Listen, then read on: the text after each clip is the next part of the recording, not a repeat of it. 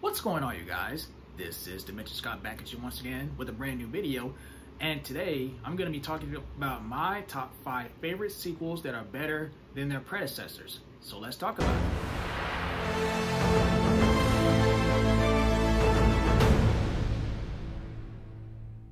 Before we get into today's video, if you guys are brand new to my channel, be sure to like, comment, and subscribe if you like what you see. You can also find me on Facebook and Instagram with the same name as usual, Dimension Scott, where I talk about all things physical media. Okay, so the reason for this video is when you see the first movie, which kicked off a big success, and you really want to wait and to see if they kick it off again in a sequel that's even better.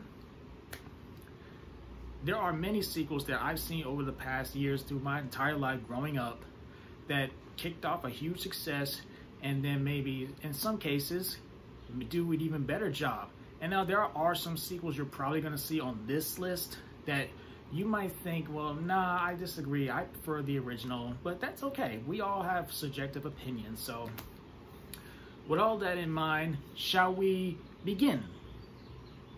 Number 5, Captain America: The Winter Soldier.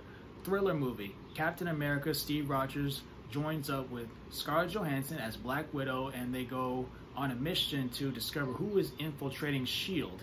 This movie is much more darker, it's more serious, and it's more of a thriller, directed by the Russo brothers, who also directed Avengers Infinity War and Avengers Endgame, who are two, in my opinion, maybe some of the best directors who've done comic book movies. So great action. Winter Soldier is one of the best villains. If you guys follow the comic books, or if you've seen Captain America: The First Avenger, you know who the identity of the Winter Soldier is. You know,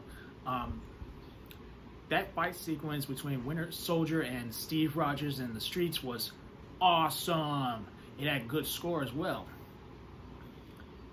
And this is one of the Marvel movies that I actually wish perhaps make more Marvel, make more superhero movies, probably a lot more serious, but superhero movies can still be fun as well, even if they're not as dark and thrilling like this one. So Captain America: Winter Soldier definitely blew my mind.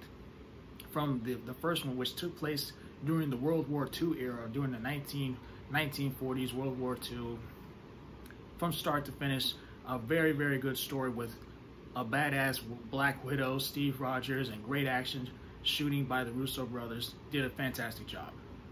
At number 4 is going to be Halloween 2018. Probably a shocking one too, because I know there's some controversial about this one and the whole David Gordon Green Halloween films.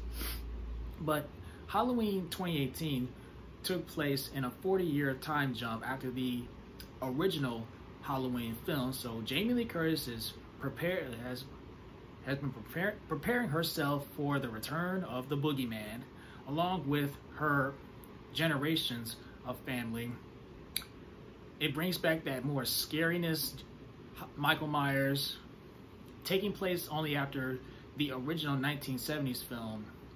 David Gordon Green and his direction. You can say what you want about the comedy in this movie, but with the way they portray Michael Myers, the more scary, more stalking, thanks to James Drew Courtney's performance, awesome.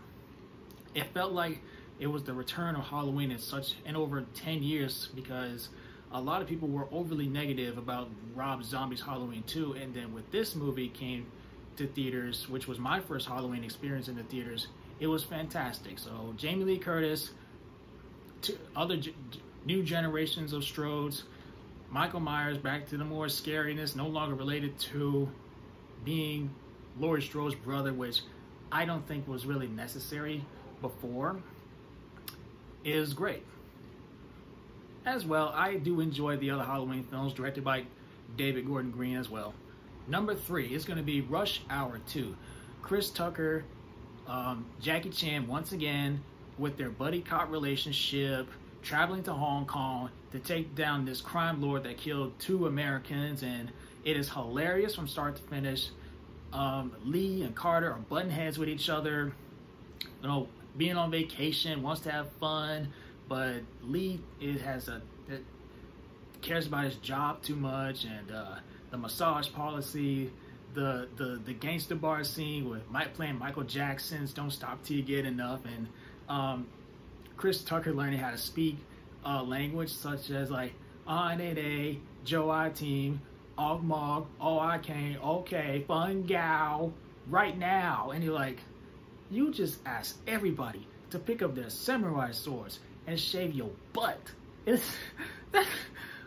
I can't remember how I reacted to that sequence in the theater, but it was when I saw this movie in theaters years ago. I remember the theater were bursting out laughing.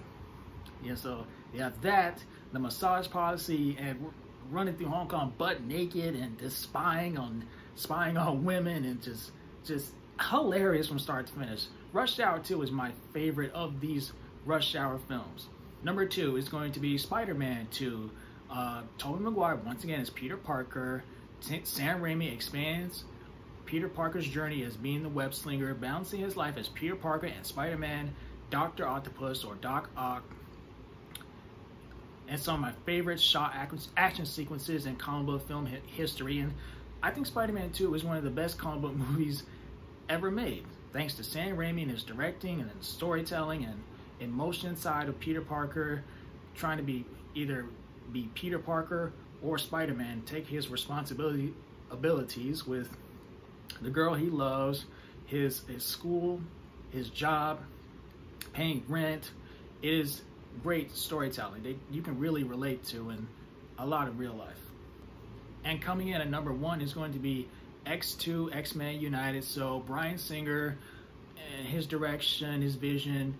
In this movie, we have that fantastic opening Nightcrawler sequence. We have the X-Men, you have the Brotherhood putting aside their differences to take on William Stryker, this military leader who is responsible for creating Wolverine and his adamantium claws.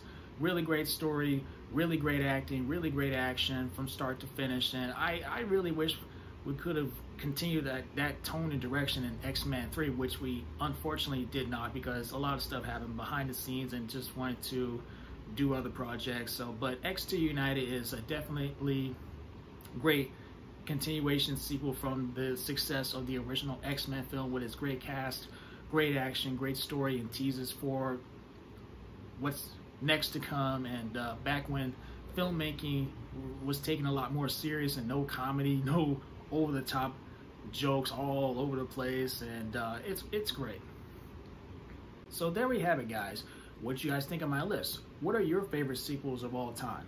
Let me know down below. If you enjoyed this video, be sure to give it a thumbs up, and I will catch you guys later. Peace out.